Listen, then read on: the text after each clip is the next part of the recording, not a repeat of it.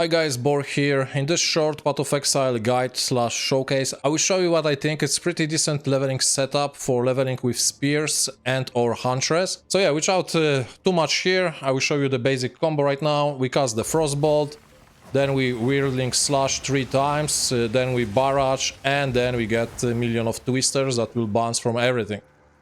So I will go into detail into explanation how does it work in a second. First let me show how it actually looks in open space there. As you can see, it's not as terrible. You can always disengage from the empowered whirlwind there to get explosion. But yeah, basically that's the main setup here. So let's actually talk what is happening here in the background. Right, so first combo here is the Whirling Slash. Once you start hitting this, you create whirlwind on the ground, and by casting it 2 more times, you get it to stage 3. At stage 3, when it collapses, which means you leave the area of it, it deals 150% more per stage, so 300 extra more damage. Now, another component here with extra damage is, that's why we're using Frostbolt to get shield ground, is the inherent property of the whirlwind. Elemental ground surfaces, it will go in contact with, gain 50% of damage corresponding to the ground type, so in our case it's gonna be called damage. And that is similar thing for the twisters there.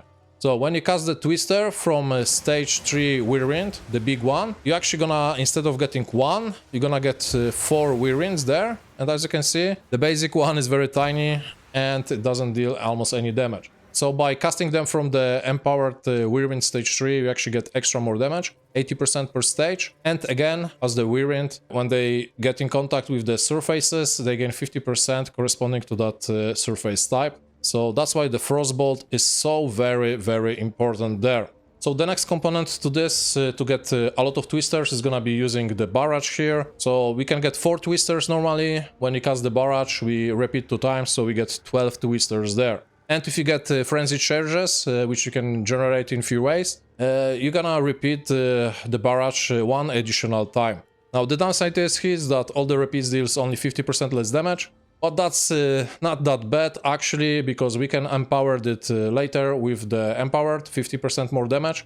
So our 4 initial twisters will deal 15% more damage, which is pretty good on its own. And then we get the cooling strike just by casting this skill there. Now when it comes to the support gems for the Whirling Slash, martial tempo mandatory. If there is any other support gem that gives you attack speed, it's probably gonna be very worthwhile using there. For now, my secondary is Pursuit here. So when I use projectile skill, I get 25% more melee damage. And the twisters are actually attack projectiles, so it works quite nicely here. And when it comes to twisters, I use acceleration. I think it's very good. It makes twisters go much faster there, so they bounce from the walls very fast. So you should be able to shotgun bosses in small areas quite consistently there. And the second one is Retreat. Basically when I use melee skill, which is the Whirling Slash, we gain 25% more projectile damage there. Of course, there are other options here you can use. Concentrate effect is nice with slower area, probably better for Twister. Magnified effect, increase area. Probably good for both of those skills here. From other stuff, you can go for Cold Infusion, which gives you 25% more cold damage, with the drawback less elemental damage of other types. Now, Disengage is also a very important component here, because you not always will want to cast twisters. Sometimes you want to just buff this and then just jump away.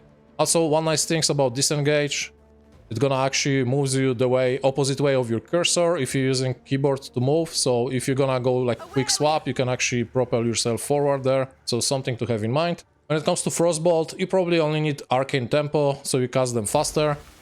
One nice thing about them is actually having acceleration there. As you can see, the ball will travel much faster there, which means you only have to cast it once, maybe for 2-3 packs there, because once the shield ground is there, you can still benefit and empower your whirlwind with this.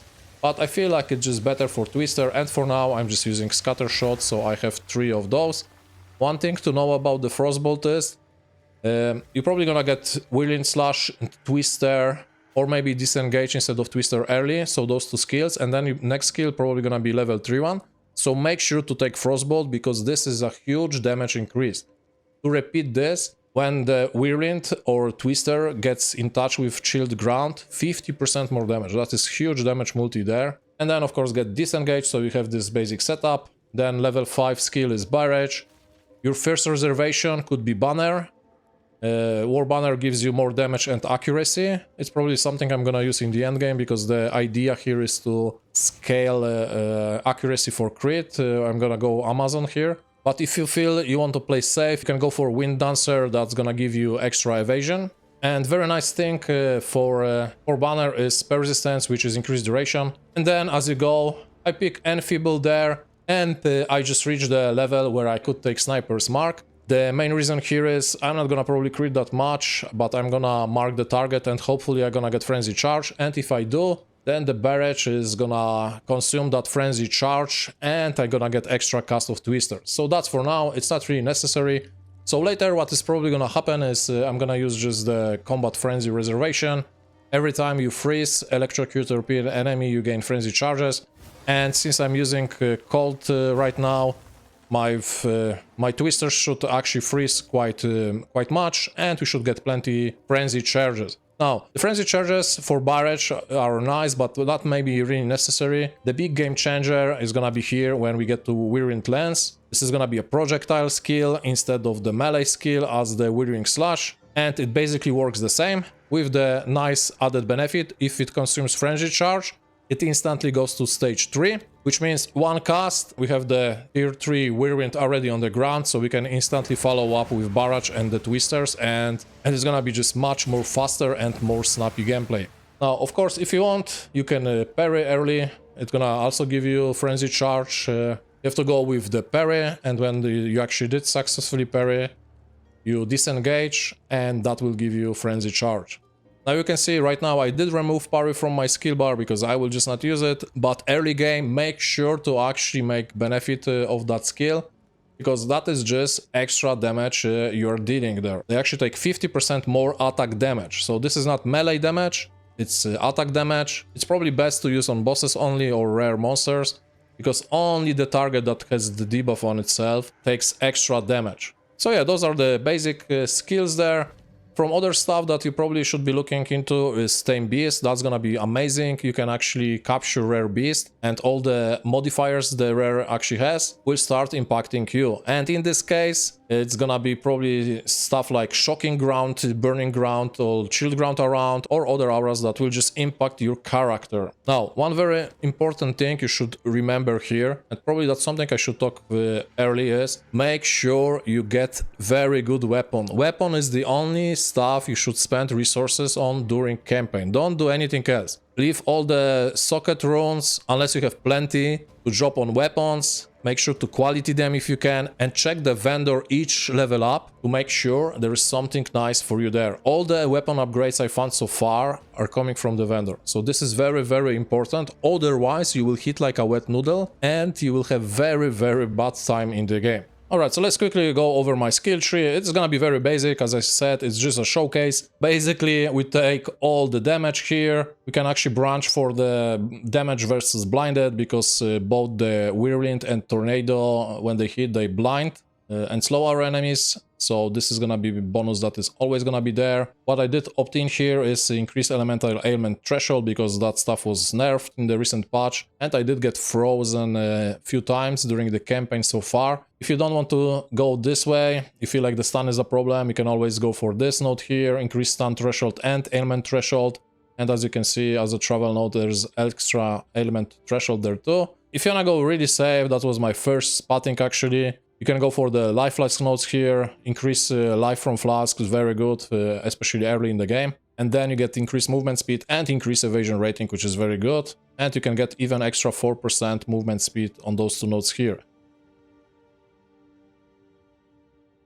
But to keep it simple, basically we just travel all the way here, grabbing anything that is great around, with the main goal going for the damage of spears here. As you can see, there's some evasion along the way with increased movement speed. There's more evasion here and reduced slows, which are also very nice. Now, very nice thing here is you can actually get extra damage here and chance to maim. And as you can see, maim is pretty nice. It is slow, but also it reduces evasion rating of monsters. It's gonna be more important later when you want to stack accuracy for crit. And then there is movement speed and skill speed, which is gonna be attack speed in our case here. And there is a very nice note here for attack speed per accuracy rating, which again, probably gonna be important in the late game. Now, we can deviate from this as much as you want. This is very straightforward and simple. We just go there, we take damage, we take some evasion here and there just to not collapse to anything. And then, once you start finalizing your build, probably gonna switch this to something that makes much more sense, but just for leveling, why the hell not? Now, from other nice stuff there is Thunderous Leap skill, you maybe will be using later. You can go for quarter-star version, Vaulting Impact for moving early. Both of there are slams and travel skills. I'm not sure if the disengage will work with this, but there is very nice support gem in the game called Shocking Leap, which will let you drop shock ground where you land, and as you can imagine, you can further boss your twisters. Now, one thing I'm not sure about yet is if it actually different elemental grounds will stack and giving you more and more damage like it was in case of the bell. I think it should be possible. In that case, your damage will skyrocket, no question asked. But if not, even that 50%, I think it's very, very decent. And you should have very nice leveling experience there. Probably even endgame build, which is what I'm aiming for on Amazon. When it comes to Amazon, I'm gonna go crit, probably take leech. And from there, I'm not really sure yet what will be the best for me. Maybe extra physical damage, consuming other charges to get more explosions there. Time will tell and we will see. I'm not sure if I'm gonna make the full endgame guide for this build, but if I do, it should drop on the channel in the near future. I hope it was helpful, thanks for watching and I will catch you in the next one.